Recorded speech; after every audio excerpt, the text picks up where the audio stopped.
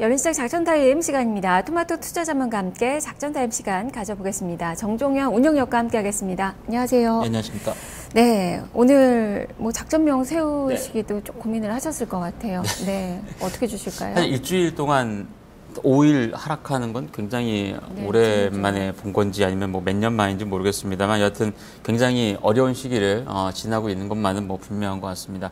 작전명이 좀 공격적일 수도 있는데 저는 한국 증시가 지금 세일 중입니다 라고 하는 작전명으로서 드리도록 하겠습니다. 네, 한국 증시가 지금 과매도 구간인 거는 맞는 것 같은데 네. 세일 중이다라는 그 표현은 그만큼 지금 매수할 수 있는 그 시기다라는 의미로도 좀 들리거든요. 일단 뭐 다들 아시다시피 지수가 워낙에 좀 많이 빠져 있고 또한 이제 대외 변수라든가 악재가 여전히 좀 많이 있기 때문에 사실 지금은 제가 볼 땐 오늘 뭐 동시호가 상황이나 이런 걸 보시면 알겠습니다만 호가 공백이 너무 크죠. 그러니까 예를 들어서 공격적으로 어떤 주가가 떨어졌다고 해서 매수하려고 하는 어떤 그 투자자들도 별로 없고 또한 그렇다고 해서 더 싸게 팔고자 하는 어떤 뭐 투자들도 그렇게 많지는 않은 것 같습니다. 어떻게 보면 오늘 개장가에 또 급한 물량이 또 많이 소화가 되지 않았나라고 좀 보여지는데 뭐 PBR이라든가 아니면은 뭐 한국 증시의 전체적인 밸류에이션 가치 그리고 연중 최저치를 하향 이탈한 수준 뭐 이런 것을 떠나서 몇몇 어떤 여러 가지 경우로 봤을 때는 뭐 이전에 미국이 어떤 금리 인상을 할 때도 여러 가지 반복되었던 일들이기도 하고 또 이 이후에 시장 자체가 좋아질 수 있는 그런 그림들도 충분히 있기 때문에 뭐 당장의 어떤 저점을 찾는 것이 어떻게 보면 현안이기도 하지만 조금 시간을 두고서 본다라면은 상당히 싸게 세일 중이다라고 하는 그런 관점에서 접근도 충분히 가능하다 보여집니다. 네, 그렇다면 어떤 점들을 눈여겨봐야 되는 건지 미션으로 정리를 해보죠. 네, 첫 번째는 일단 외국인 오늘 뭐 매도할 것 같습니다. 궁극적으로는. 하지만 어제 이후에 이미 매수로 반전되고 있는 국내 기관의 동향을 중요하게 봐야 되겠고요.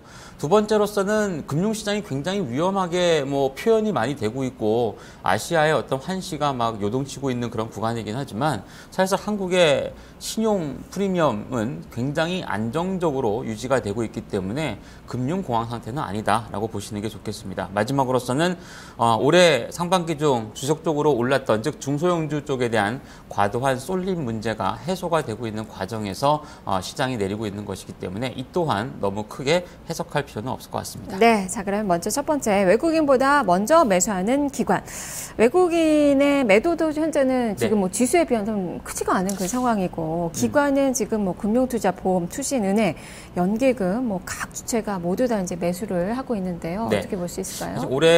올해도 그렇고요. 뭐 과거 사례에서도 약 한 뭐 한 달여간의 어떤 주가 조정 내지는 고점 대비 한 10% 이상 밀리는 조정에서 가장 먼저 어떤 저점을 잡고 매수로 반전했던 쪽은 국내 기관입니다. 뭐 어제도 이제 통계 자료가 하나 나오긴 했습니다만 이번 달 들어서서 국내 투신권역이 유가 코스닥보다도 오히려 유가증권 시장의 대형사에 대한 매수 편입을 이미 시작했다라고 하는 그런 언급들이 나오고 있는 그런 모습이기 때문에 대체적으로 오늘 시장 이후에도 추가적으로 뭐 지수가 좀 더 조정을 받고 떨어진다고 해도 수급의 주체에 있어서의 매수를 하고 있는 국내 기관은 크게 변화하지 않을 것으로 판단이 됩니다.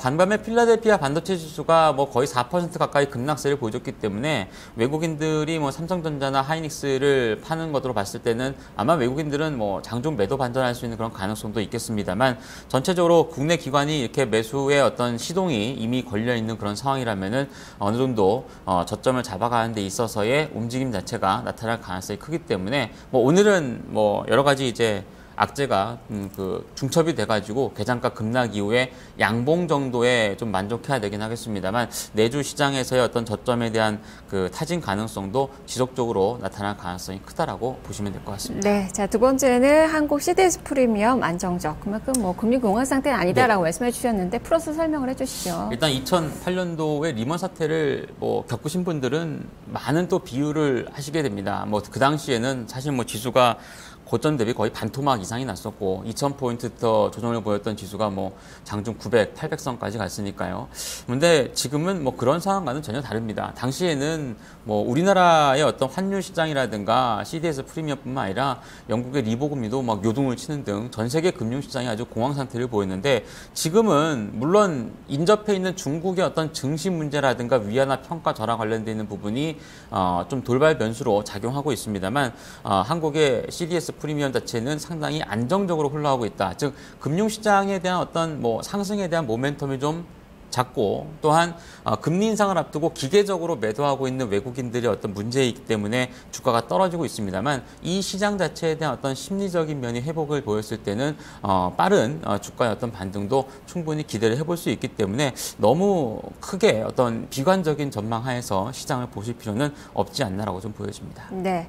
자, 그리고 세 번째가 중소형주 과도한 쏠림에서 해소. 역시 이런 부분 네. 좀 긍정적으로 보시네요. 사실 이제 이 부분이 어떻게 보면 국내 증시가 중국의 영향력을 가장 많이 받고 있는 주 원인이기도 하다 보여지는데 사실 뭐 올해 상반기에 뭐 매번 이제 제가 다른 코너 통해서도 말씀드렸지만 화장품하고 줄기세포 들고 중국 갑니다라고 하면은 뭐 주가가 못해도 한 50%씩 오르고 많으면 또 한 배 이상 오르는 그런 국면을 보여줬기 때문에 이러한 것들이 결국에는 뭐 중소형주 쪽에 과도한 쏠림이 좀 있었고 또한 뭐 최근에 뭐 국내 기관이 코스닥에 대해서 뭐 하루에 막 1,800억 이렇게 매도를 하고 있는 상황 또한 주요 이제 중소형 펀드 쪽에서의 이익 실현 자체가 이어지는 가운데 중소형주의 하락률이 조금 더 빠르게 형성이 되고 있다라고 좀 볼 수 있습니다. 상대적으로 그간에 여기서 터부시 받았던 대형사 이상권역의 종목군들은 뭐 사실 지금도 모멘텀이 그렇게 크진 않지만 결국엔 시장을 이끌었던 뭐 중국 관련 종목군들이라든가 화장품, 제약, 바이오 이런 종목군들이 가파른 조정을 보이다 보니까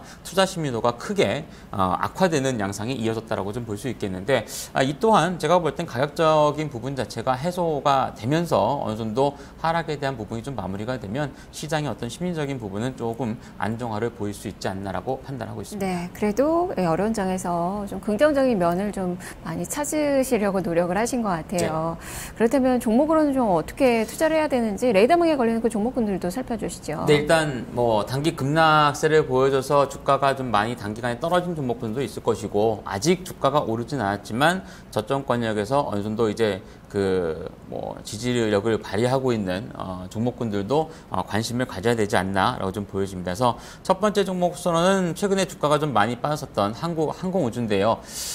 사실상 뭐 PER 자체도 굉장히 높고 뭐 실적 대비해서도 그렇긴 합니다만 결국에 한국 시장에서 어떤 독보적인 시장 점유율을 가져가고 있다라고 하는 측면에서 본다면 또한 국내 기관은 떨어지는 구간에서 굉장히 많이 주식을 사 모으고 있기 때문에 오늘 개장가 이후에 양봉 형성이라든가 단기 급락에 대한 반발은 충분하지 않나 보여지고요.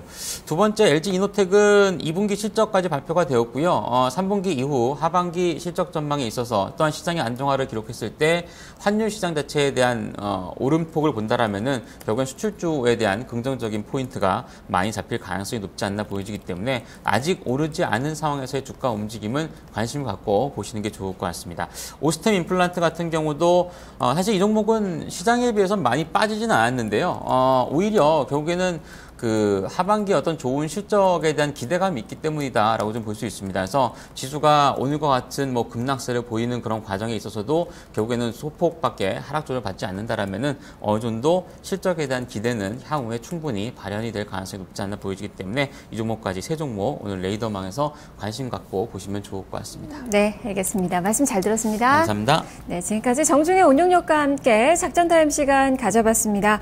지금 양시장 지수는 좀 하락이 멈춘 그 상태에서 정체된 모습이 펼쳐지고 있네요. 종목 고민 오늘 정말 많이 하고 계실 것 같은데요. 12시 증시 타파 시간에 그 고민을 해결해 드리겠습니다. 한 종목이 아니라 여러분이 계좌에 가지고 계신 모든 종목 다 진단해 드리는 포트폴리오 진단 시간이 12시에 마련이 돼 있는데요. 지금 전화 접수 받고 있습니다. 서울 전화 02-2118-3388번, 2128-3388번 이용하셔서 지금 전화 주시면 12시 증시 타파 시간에 또 진단해 드리니까요. 많은 참여 부탁드리겠습니다. 자, 오늘 어려운 장 힘내시고요. 편안한 주말 되시길 바랍니다. 저는 월요일에 다시 찾아뵐게요. 시청해주신 여러분 고맙습니다.